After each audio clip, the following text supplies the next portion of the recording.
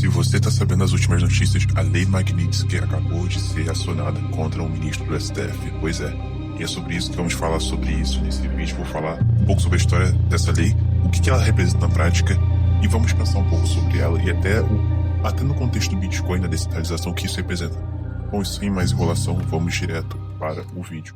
Bom, antes de mais nada, eu gosto muito de história, e por conta disso, eu quero fornecer a vocês um pequeno olhar sobre a história da criação dessa lei. Tudo começa com esse sujeito que está aí na tela, que é o Bill Brother, o nome dele, Bill Brother, que ele basicamente é um americano e ele é um investidor. Ele fundou na década de 90 um fundo de investimentos chamado Hermitage, não sei se estou falando certo, mas basicamente ele fundou com o objetivo de investir em empresas estatais privatizadas após a queda da União Soviética, lá na década de 90. E ele estava combatendo fraude para proteger seus ativos e, ao mesmo tempo, expondo a corrupção em grandes empresas russas. E é nesse contexto ele conhece um sujeito que é importantíssimo para essa história da criação da lei. Ele, basicamente, nessa época, ele precisava de especialistas em direito tributário para cuidar das complexidades fiscais e legais o mercado russo, por assim dizer. Foi assim que ele conheceu o cara chamado Sergei Magnitsky. Pois é, o cara que tem o nome da lei. Pois é, ele é auditor, advogado tributarista da firma russa.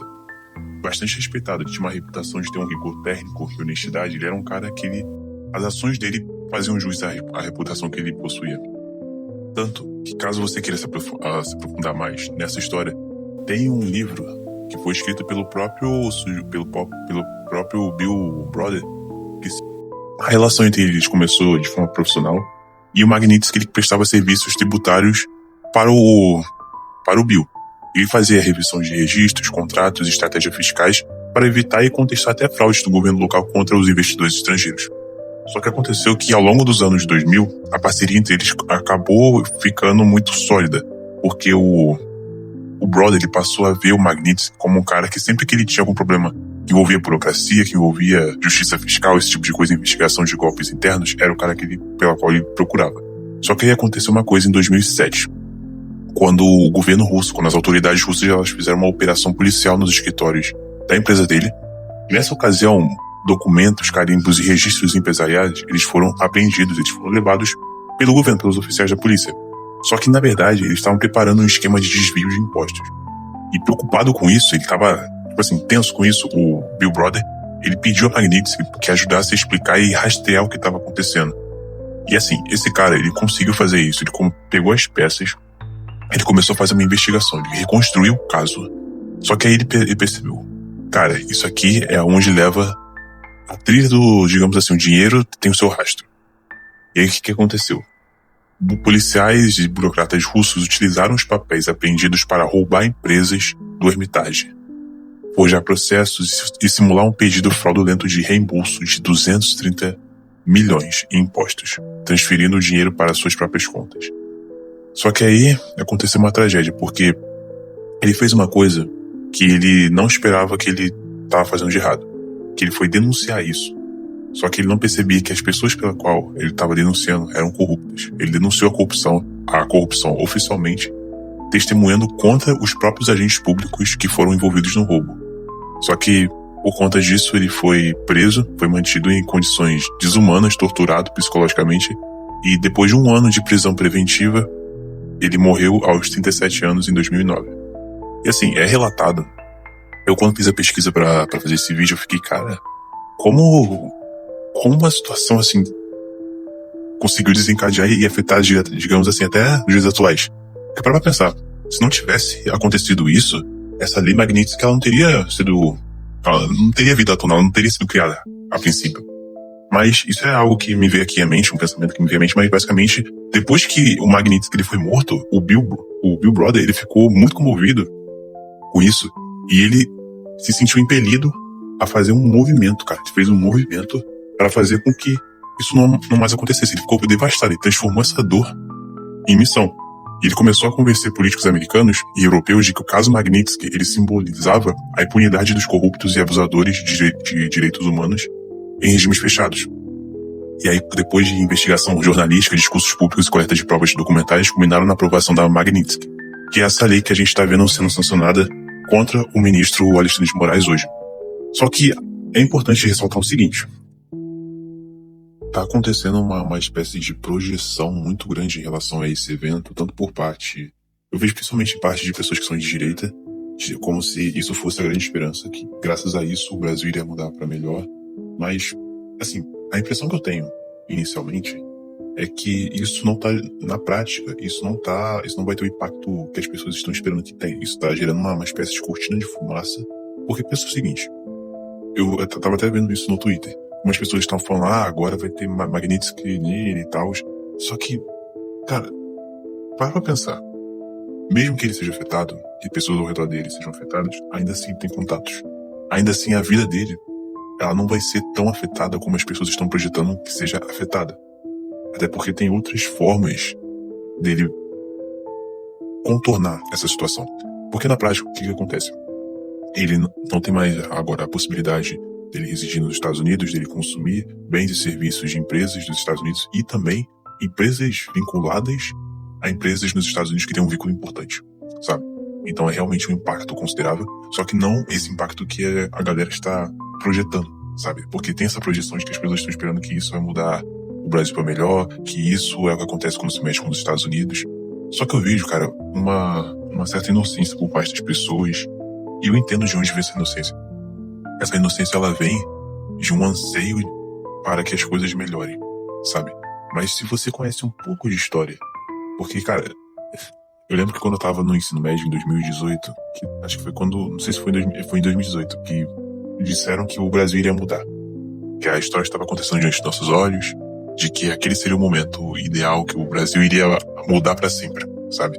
E na real, cara, o Brasil, ele continua o Brasil, sabe?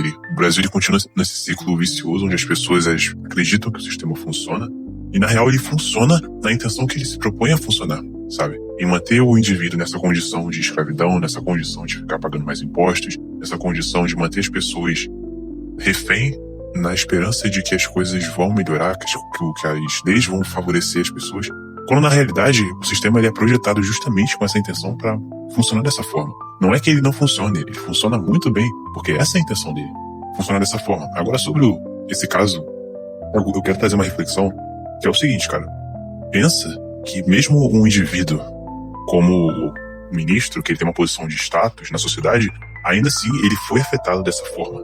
E na prática, na realidade, ele não vai poder acessar serviços como Netflix, YouTube, Google, Meta. Claro que isso, quando a gente para pra analisar, é irrelevante, só que isso não apenas é no aspecto do entretenimento, mas também no aspecto também da vida financeira dele. Ele, por exemplo, não vai ter acesso a serviços financeiros dos Estados Unidos. Mas aí você me pergunta, mas na prática, Covil, tem outras alternativas. Só que, cara, os Estados Unidos é a maior economia do mundo, sabe? É claro que eu tô falando besteira aqui, mas ele domina a economia global, sabe? Mesmo que tenha a ascensão da China, ainda assim é uma economia dominante, sabe? É uma economia que tem presença. Tanto que esse impacto que está sendo gerado, esse alarme que está sendo gerado pela sociedade, ele não é por acaso, porque essa lei já foi aplicada diferentes vezes no passado e gerou um impacto também considerável. Agora, o que eu quero trazer para você, a reflexão é de que, cara, pensa que o Estado, ele, com um estalar de dedos, ele acaba com o indivíduo para sempre, sabe? É surreal, cara, surreal. Só que eu quero trazer também uma perspectiva de, cara, é o seguinte, quais seriam as formas de você contornar isso como indivíduo? O que você deveria pensar e aprender e a extrair dessa situação? Cara, a primeira é voar fora do radar. E com isso eu me refiro que, cara, se você não é um sujeito que tem atuação pública, não tem por que você ficar expondo sua opinião em Twitter, a não ser que você trabalhe com isso, ou então a não ser que você saiba como se blindar. Mas se não for o caso, você vai estar apenas perdendo o seu tempo, sabe? Você vai estar apenas perdendo o seu tempo, mas ao mesmo tempo é perigoso pensar que o Estado ele pode acabar com você em um instante. Eu lembro quando eu li o 1984 de George Orwell, eu li tanto o livro quanto eu li a HQ. E na HQ, na contracapa, tinha uma cena de um sujeito e tinha uma cena e tinha uma imagem de uma bota muito grande indo pisotear esse sujeito. E aí embaixo tinha um letreiro que dizia o seguinte: em 1974 ele representa uma espécie de coletivismo que pisoteia por completo o indivíduo e os direitos humanos. E a gente vê que na prática, a gente vê isso, a gente tá vendo isso na prática. É claro que é um exemplo que você pode argumentar, mas ele mereceu e tal, não tô entrando nesse mérito, mas eu tô entrando na discussão de que basta uma decisão do Estado para que o indivíduo ele seja apagado da sociedade. É assustador pensar isso. E a maneira como as pessoas estão pensando pode ser não, que é uma forma de se proteger contra isso, é o Bitcoin. Só que, ao mesmo tempo que o Bitcoin ele é excelente em algumas coisas, o Bitcoin, ele ainda assim, ele não é essa ferramenta que as pessoas projetam nele. Porque as pessoas projetam muito uma esperança, até, eu diria, religiosa no Bitcoin. Só que o Bitcoin é uma ferramenta.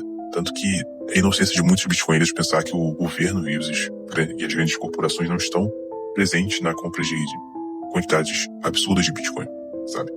Então, no que tange ao Bitcoin, eu vejo que o Bitcoin ele é uma forma de se defender, mas ele não é uma forma de contra-atacar, sabe? Eu vi isso a respeito... Foi no podcast que eu vi, tava até o Paulo Cogos nesse podcast, e basicamente era um podcast que tava falando sobre criptomoedas, Bitcoin, e em dado momento no podcast foi discutido o seguinte, cara, se você parar pra pensar nas tecnologias e nas ferramentas que foram surgindo ao longo do tempo contra o Estado, foram ferramentas e formas de você se defender. Mas perceba que você não ganha uma batalha em você se manter na posição de defesa. Você ganha uma batalha estando na posição de ataque, de você atacar o seu oponente, sabe? Por isso que dizem que a melhor defesa é o ataque. E com isso eu fiquei pensando. E enquanto não haver essa forma de contra-atacar, a gente vai sempre permanecer nessa corrida de buscar sempre formas de cair num estado onde a gente se sinta seguro de que nós estamos prontos para nos defender. E contra-atacar também. Mas o Bitcoin, a gente pode interpretar que ele seja um contra-ataque, dado que ele preserva o seu valor da riqueza que você gera, enfim. Mas isso é apenas um devaneio que eu tive recentemente. Acho que vale a pena repensar isso sobre a projeção de esperança que você coloca no Bitcoin e também outras coisas também, sabe? Até porque o Bitcoin não é infalível, como muitas pessoas buscam pregar. E sem falar que eu diria que a melhor forma para você se blindar contra isso é você estudar a história e você buscar o conhecimento.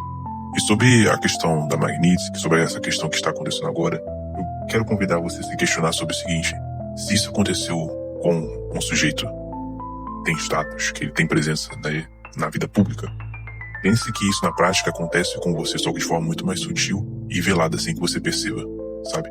Por isso que tem uma frase que diz que se as pessoas soubessem como funciona o sistema financeiro, as pessoas iriam colocar esse sistema para cair. Algo nesse sentido. Eu posso estar não replicando as palavras exatas, mas a ideia em essência é essa.